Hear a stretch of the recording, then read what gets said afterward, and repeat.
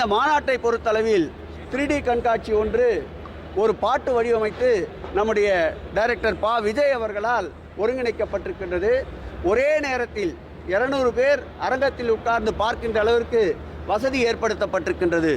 அதோடு VR என்ற சொல்லப்படுகின்ற விர்ச்சுவல் ரியாலிட்டியில் 100 பேர் ஒரே நேரத்தில் உட்கார்ந்து அறுவடை முருகரையும் நேரடியாக தரிசிக்கின்ற ஒரு நல்ல ஒரு சூழ்நிலையை உருவாக்கி தந்திருக்கின்றோம்.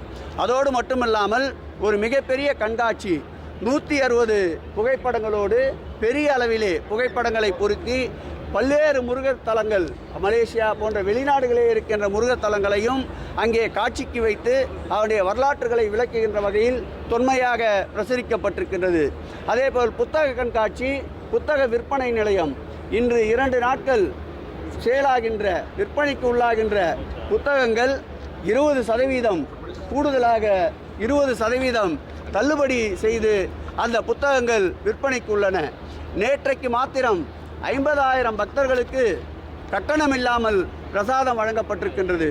அதேபோல் நேற்று ஒரு நாள் மாத்திரம் காலை, மதியம், இரவு என்று பிரித்து பார்த்தால் 1.25 லட்சம் பக்தர்கள் நேற்று ஒரு நாள் மாத்திரம் உணவருந்திருக்கின்றார்கள். இன்றைக்கு நடைபெறுகின்ற நிகழ்ச்சியில் 2 நீதியரசர்கள், நம்முடைய அனைத்து தமிழகத்தில் உள்ள ஆதீனங்கள், அதோடு மட்டுமில்லாமல் சான்றோர் பெருமக்கள், 20க்கும் மேற்பட்ட நிகழ்ச்சிகள் என்று கிட்டத்தட்ட 500க்கும் மேற்பட்டவர்கள் இன்றைக்கு பங்கேற்க இருக்கின்றார்கள். மாண்புமிகு முதலமைச்சர் அவர்கள் அனுமதியோடு வடித்தெடுக்கப்பட்டிருக்கின்ற 16 தீர்மானங்கள், சிறப்பு வாய்ந்த தீர்மானங்கள் இன்றைக்கு மாநாட்டிலே நிறைவேற்றப்பட இருக்கின்றன. எப்பொழுதும் போல் நேற்றைக்கு போல் இன்றைக்கும் இந்த மாநாடு முழு அளவு வெற்றி பெறும். இந்த அனைத்துலக முருகன் மாநாடு மாண்புமிகு தமிழக முதல்வர் அவர்கள் கையில் எடுத்த மாநாடு. அவர் தொட்டதெல்லாம் துலங்கும், அவர் கண்பட்டதெல்லாம் மலரும் என்பதை போல் இந்த மாநாடும் வெற்றியடையும். எங்கு பார்த்தாலும் நம்முடைய மதுரை பழனியை சுற்றி அரோகரா கோஷம்தான் கேட்டுக்கொண்டிருக்கின்றது. கண்காட்சியை பொறுத்தளவில் பக்தர்களுடைய கோரிக்கை, நம்முடைய மாவட்ட அமைச்சர், நம்முடைய சட்டமன்ற உறுப்பினர் ஆகியோருடைய கோரிக்கைக்கு இணங்க 5 நாட்கள் கண்காட்சி VR மற்றும் நம்முடைய 3D கண்காட்சி அனைத்தும் 5 நாட்கள் நீடிக்கப்படுகிறது என்பதை மகிழ்ச்சியோடு தெரிவித்துக் கொள்கிறோம்.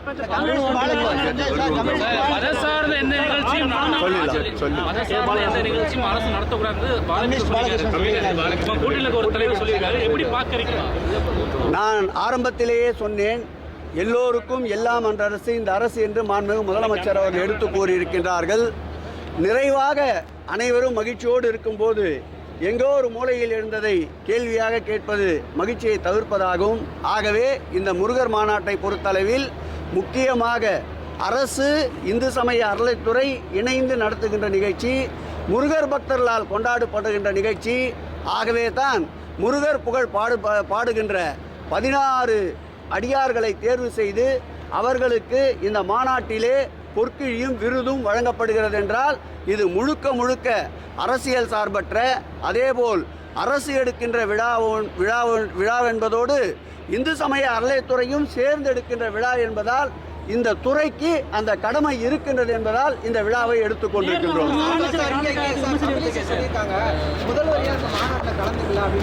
முதல்வருடைய பணி நிமித்தம் முதல்வருடைய அன்றாடம் இருக்கின்ற பல்வேறு திட்டமிட்ட பணிகள் தொடர்ச்சியாக இருந்தாலும் இந்த மாநாட்டிற்கென்று நேரத்தை ஒதுக்கி காணொலியிலே வந்ததை வரவேற்பதுதான் ஊடகங்களுடைய கடமை. இந்த கேள்விகள் கேட்கப்படும் போது மாநாட்டினுடைய முக்கியத்துவம் தவிர்க்கப்படும். அதனால் தான் பத்திரிகை சந்திப்பு வேண்டாம் என்றேன்.